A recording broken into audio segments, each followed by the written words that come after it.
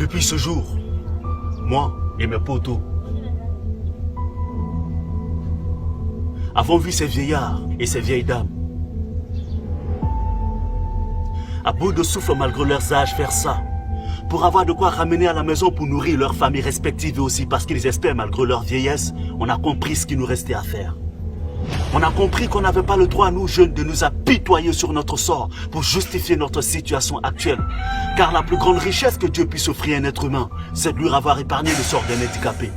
On a les deux bras, les deux pieds, on parle, on marche, on a la santé. Alhamdulillah, qu'est-ce qu'on espère de mieux?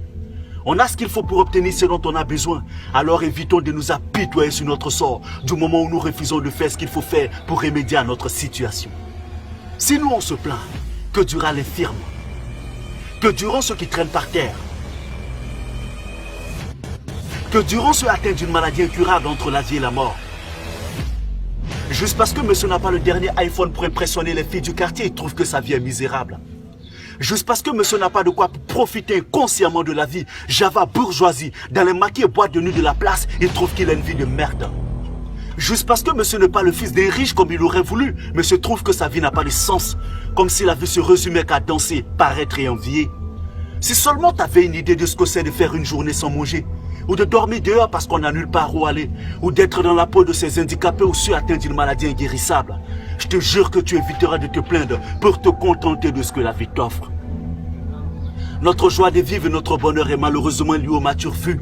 On se plaint de tout et de rien, comme si on faisait ce qui doit être fait pour mériter ce qu'on envie chez les autres. Si seulement on avait une idée de la chance qu'on a d'être en bonne santé. À force d'être occupé à vouloir d'une vie qui n'est pas la nôtre, on oublie de vivre notre vie en enviant celle des autres. C'est par conscience, obligeance et expérience qu'on s'est senti obligé de venir partager avec vous cette expérience qui vise à éveiller les consciences et parce que c'est important de servir d'exemple, d'où la nécessité de se donner tant de mal dans l'espoir d'éveiller en vous votre courage et votre conscience.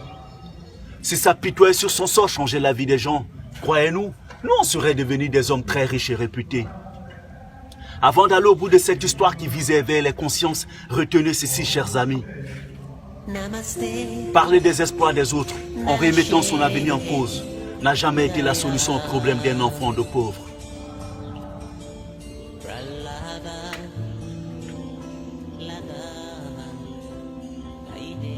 Les gars, on est malheureux là.